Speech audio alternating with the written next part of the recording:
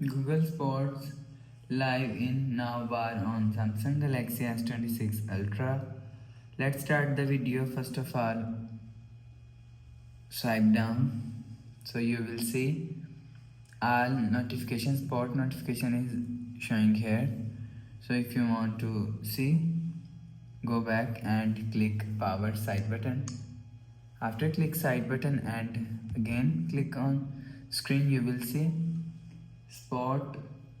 Google Sports is showing here. Google Sport notification, if you want to use, click on notification and enter your pin. You will see Google Sport is already automatically open.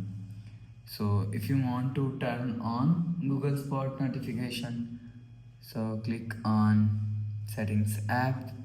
Now in setting, scroll down and click on lock screen and always on display.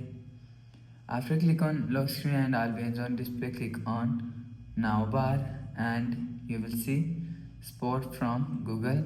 After click on sport from Google, if you want to turn off sport from Google, turn off this button. After turn off this button, you will see sport from Google is turn off.